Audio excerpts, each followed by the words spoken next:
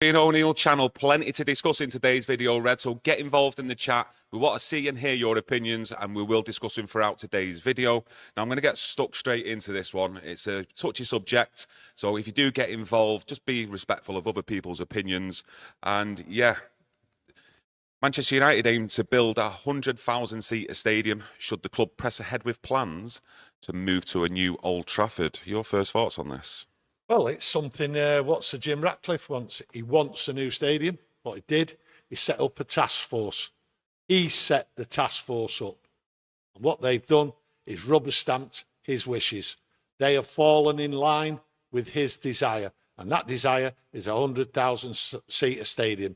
And at the end of the day, it should not come as a shock. They've fallen in line, rubber-stamped it. And in my opinion, having walked around Old Trafford for years and years, I think there's plenty of room there, and a new stadium would be absolutely fantastic. That's my opinion, but it's what Sir Jim Ratcliffe wants, and at the end of the day, everyone's fallen in line. Yeah, the costs would be expected to surpass £2 billion. A lot of fans out there will have it in their minds about more debt possibly being heaped onto the club. Well, I don't know about debt. Listen, finance. It's the elephant in the room. What's going to happen? Where's it going to come from and all that? We all know conversations have gone on. There's been statements previously about government funding and all that. But at the end of the day, this government is claiming it's got no money and it's going to put up taxes. So I can't see that money coming from there. What I can see is by the end of 2026 is that the plans are on the table. And then what they will do, they will then go out and get outline planning for the stadium. That then will increase the value of Manchester United. Once outline planning is granted, that's when Manchester United is worth a hell of a lot more than it is now. And anything can happen at that moment. A lot of fans out there will talk about the memories they've had here at Old Trafford, and moving to a new stadium, you also lose like that historic character of the club as well. So what would your thoughts be on that? And listen, the character and all, the character is going to change. It's simple as that. No matter what you try and spin, because there's going to be spin about not losing the character. Okay, this is the Wembley of the North.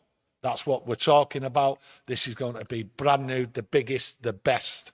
Okay, so keeping a bit of heritage. Yes, it'd be nice. You know, I'm sure someone will put up a few plaques, few red brick walls and all that, try and give you the, the nostalgia and that. Yeah. But this is brand new. This is the Wembley of the North. This is for the fan use, to maximise fan use. And Manchester United, Old Trafford will still be used. And I can clearly see Old Trafford still staying there. This is my opinion, still staying there after the new stadium is built, because that to me is a gold mine for other opportunities going down the line. People obviously talk about ticket prices as well. There'll surely be an increase on tickets if we move to a new stadium.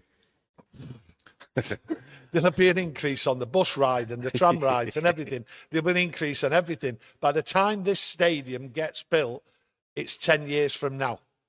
10 years from now, that's how I see it. Fully done, everything. Why do you see it taking that long? Do you think there's still a lot to, get approved? Obviously, financing is the big issue.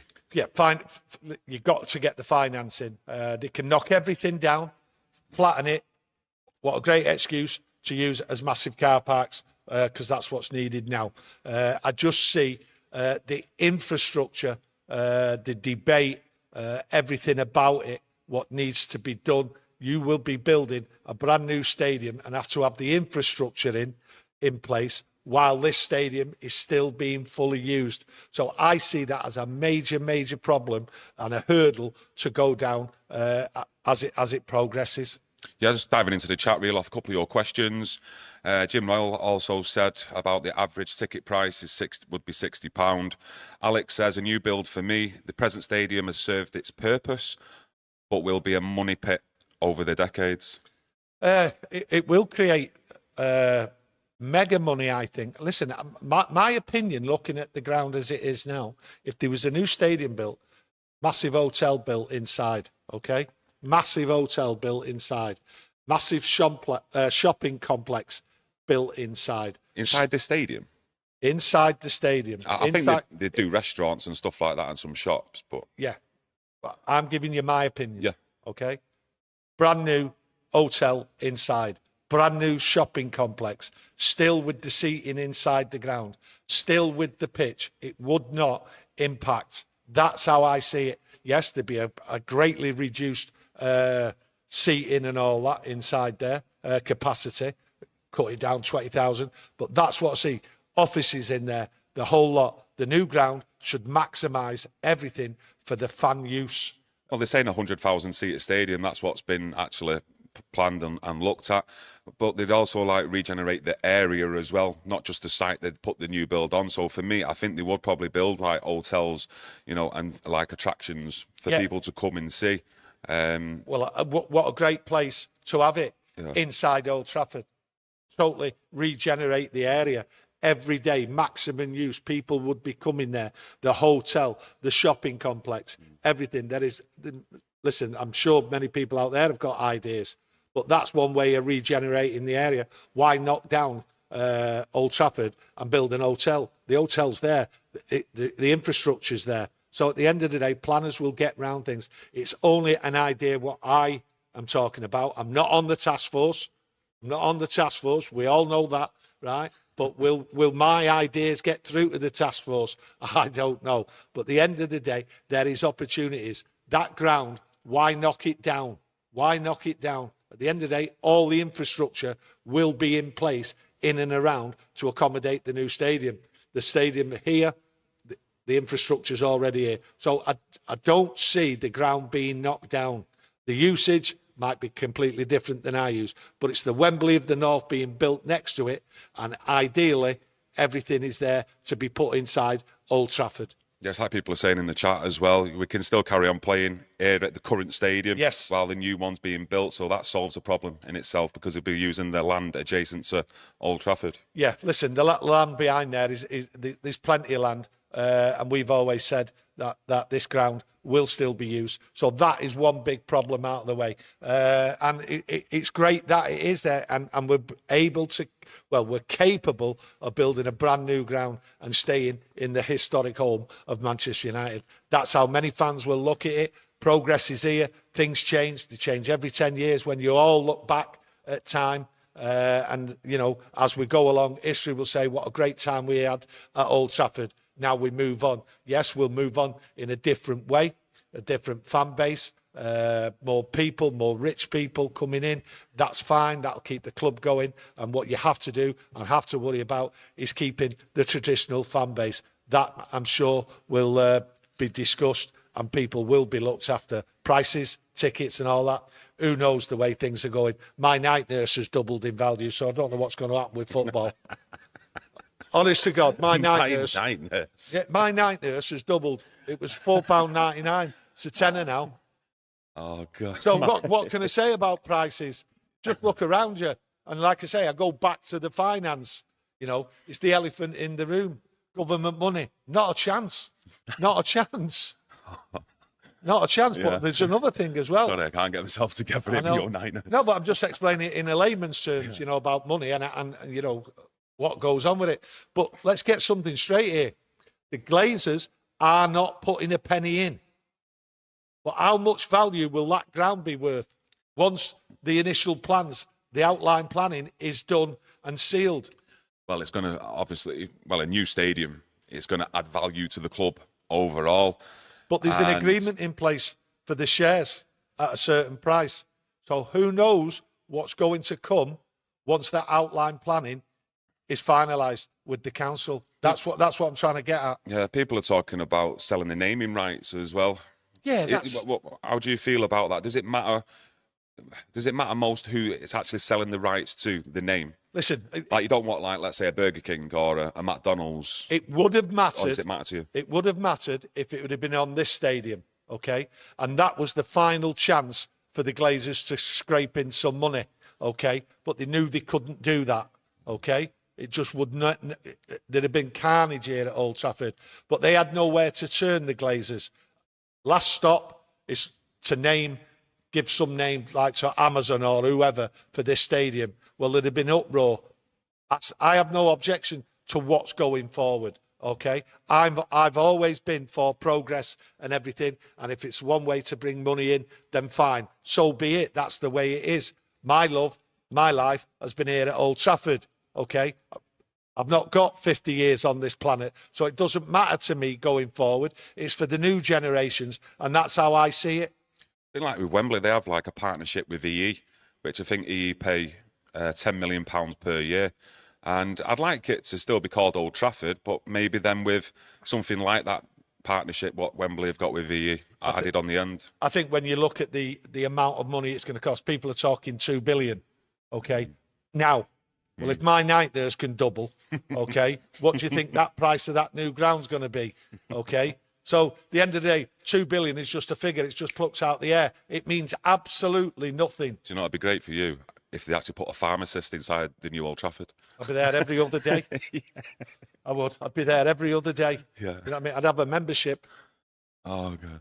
Yeah, Andy B says the new night nurse Old Trafford sponsored by Tony O'Neill. Well, why not? And boots. Can you imagine it? Night nurse in there. I'm the ambassador. Stephanie, cheers for keeping a tab on the likes. Thank you. And view count. Get involved in the chat, everyone, as well, with your own opinions. So have you fully set now? You know, you got it right in your head where you want a new stadium? Because when we had a little walk round there the other day, a couple of weeks back, when you actually then take a walk and it's not a match day and you see the size of Old Trafford, you can see it clearly.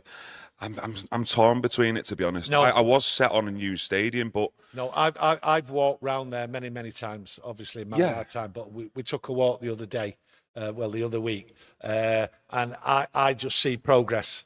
Okay, I don't see what's there now as being the future. I just look at it. It's tired. It's old. The infrastructure is it's just garbage, and I mean garbage. Might sound harsh, but round Stretford, Gores Hill, the surrounding area and everything, and the other side, right, is absolutely ridiculous.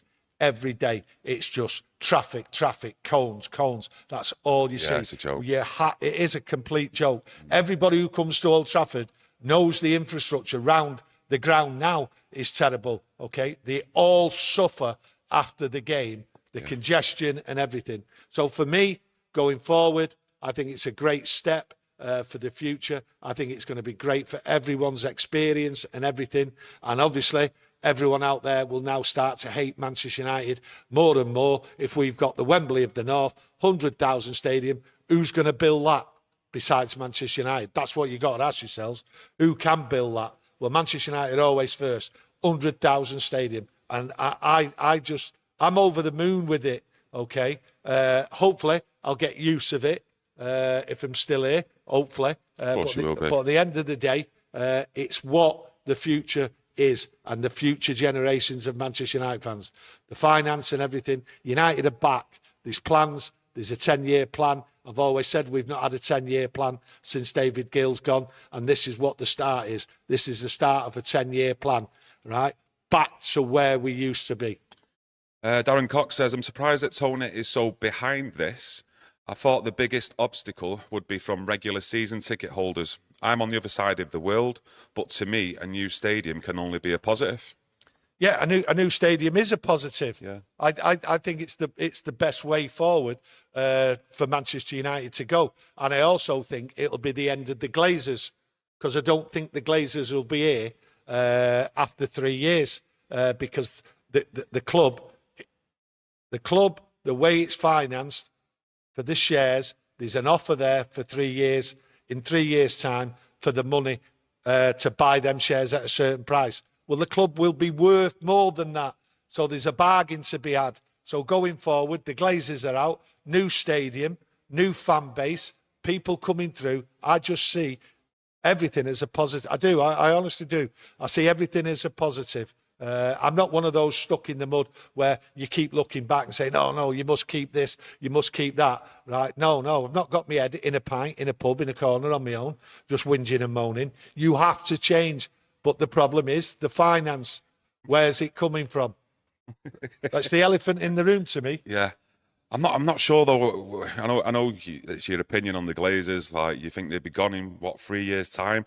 I just don't see that. I've got to be honest with you. I'd love nothing more for you to be right, and a lot of people out there who have got the same opinion. But I don't see him moving before this new stadium is built, because of the value it'll add onto the club, which obviously would increase the price that they actually want them for their remaining shares. Yeah, but I've got to look at it this way. You're sat next to me. You're my son. Okay, you see it in a different way. Yeah. You're couple of generations below me, okay? So your feel and everything for it, okay, is different than mine. I've been through 5 or 6 at least changes of this club. Is it the club I first started, stood on the scoreboard end, open scoreboard end, freezing in the rain and everything else like that, you know? So there is change. I've been through all the change, okay? And I might just be getting like, I need my comforts. But it's not me looking after myself. I need me comforts. I think it's the right thing to do. We have to be up there. We want to be back at the top. We want a winning team. We want success, and we want a business what can carry on and on and on and not be interrupted. And this, to me, is the right way. Yeah, no, I agree with them points you've just made there. I think you bang on, to be fair. Yeah. Just going to go back into the chat. If we build a new stadium, what are the plans for the original OT? I am a 4th generation Red, close to Tony's age. Chris Lee, cheers for your message, mate. Yeah, I don't think there's any plans there. I don't think there's any plans there yet. I think them discussions will be had pretty soon. I think the task force has only met 4 times, so it's early to even discuss what this usage of the old stadium will be once the new stadium's built. But I'm sure there's many ideas. I've given my ideas. I think it can be turned into an hotel, into a shopping complex and that, and many other things, offices and everything. Why build a new stadium with a load of offices in, okay, which then can take away space for fan engagement, the fan experience and everything else like that? So you might as well put offices inside Old Trafford here. So there is a good chance it will be used for many things, and the stadium will stand. I think if the stadium, this is what I'm happy about. If they build a new stadium and this stadium stands, okay, and stays here, it's a win-win for me. And I'd love the old stadium to still be standing.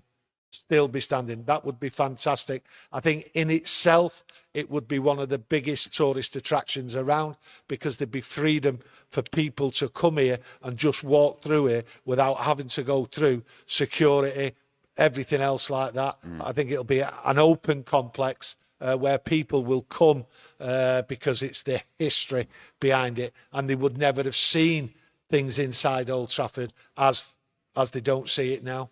Yeah, Antel has given his opinion on maybe financing options. Let me get it back up. There we go. It won't add value to the club, building a new stadium, as it'll be owned under an Ineos shell company and leased to United. And that's his opinion. Sack right off. Who knows? Yeah. But it's the elephant in the room. We'll all have opinions. We'll all have opinion how it's financed and everything else like that. But the one thing it will do, it will generate a change in the value of Manchester United. That's how I see it, okay? When we get to the nitty-gritty, it might be a different thing, okay? But what it does do is generate funds, money, wealth. And who's that going to be for? And when that is around, money, wealth, opportunities, change can come. What it might do is get the Glazers out once and for all. So that in itself, I'm grateful for, if that is right, what I'm saying. Yeah, Andy says things are really starting to take shape and I'm loving it. Yeah, and you should be loving it, because what it is, in the 7 months now, everything else is around. You look at players, brought a couple of players in. Yes, there's options on tables for players. We've got the suits have all been changed. The coaching regime's changing. Everything else is changing. But at the end of the day, we've just got loads of people out there where we've had agreements with, but we've not put a bid in them. So the only thing downside to everything, what we're hearing, what we're seeing, is that we're not able to sell players. And until we sell players, we can have as many agreements with players around the world as we want. We won't be able to buy them until we sell players. And that really is the most frustrating thing for me to date we have to sell to buy, and there's no clear passage for selling players. That has been very, very frustrating. Yeah, Jam United says, would love to go back to the old pay at the gate, Stretford End and scoreboard with days gone by. Not going to happen. They've gone just like it's time for Old Trafford as we know it to be gone, unfortunately. Yeah, got there in the end. Cheers, my mate. Going back to the days of like paying at the gate, well, that's all right for those what had money. Some of us had to jump over the gate, okay?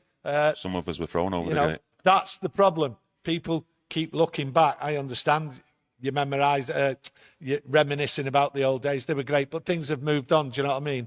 You probably didn't have a car back in them days. You probably didn't have anyone on the streets having a car then. Things change. You have to move along. And it's as simple as that. We all have to move on. Yeah, a little bit of transfer news, and that's on Mazraoui.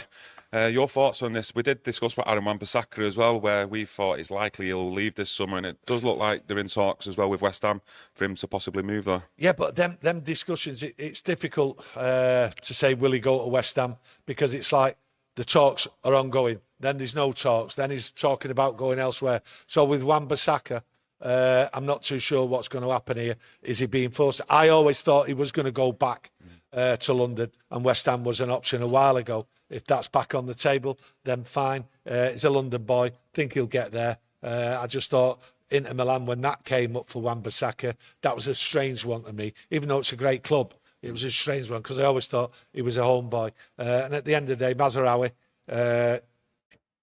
we're only getting him if we sell a player, which I just said before. So that's and I go back to it. That's frustrating. It shouldn't be like that. And hopefully in the future, it won't be like that. If we want a player, we go and get him. Clearly, we want this player, and we want him as a replacement for Wan-Bissaka, because it is Wan-Bissaka, the one who's going. United aren't getting rid of him. Wan-Bissaka wants to go. So we've got a replacement lined up for once Wan-Bissaka goes. And if Wan-Bissaka don't go, then we just don't get this player. Yeah, he's played at Ajax as well, this Mazraoui. I played with Anthony as well, I think. Last time I seen it on the stats, he played something like 47 games together. So it could end up being one of them where it actually might kickstart Anthony's career at United. You know, forming a partnership, what they've had previously. I don't know about a partnership, but what I do know, you know, if he's played at Ajax, it's like we've got 95% of the people what have come into Old Trafford or associated with coming here have some form of allegiance to Ajax in some way. It might not be the case, but I don't think that has any bearing whatsoever on him coming here. A partnership and all that, no. Yeah, but you do need partnerships. Or you look at Luke Shaw and Marcus Rashford, you know, the season he obviously bagged about 30 goals. That partnership was very, very good that season. And you've got to look at Rashford last season, didn't have that at all. More or less always had like Amrabat or, let's say, Delo playing left back, right footers who aren't really going to go and do that overlap and help him out in that way as well. So maybe it could help Anthony on the opposite side. Anthony needs to help himself. Of course. Anthony needs to help himself, not wait for someone to come in and help him. Everyone needs to be coached. They all need to know what they're doing. They don't have to look for other people. If you're good enough, you don't need to wait for some player. You know what I mean? I know, but it's a team game as well. And I just think with partnerships like that, it's always useful, especially with your fullbacks and the wingers. It's always useful for players to understand each other, know each other and get along. I get that. But I think what Anthony has to do is not worry about anyone else helping him. He has to help himself first and foremost. That is the problem with Anthony on and off the field. He needs to look at himself, and look what he has to do on the pitch and off the pitch, and not think about anyone coming to help him. Yeah, just like thank everyone for joining us today. Some great comments in there, to be fair. Hopefully you can carry on the conversation and get involved in the comments below. If you want to help support us, smash a like on the video, everyone, and we'll be back tomorrow with another video. So get that notification on, and we'll see you again tomorrow. Take care. Thank you.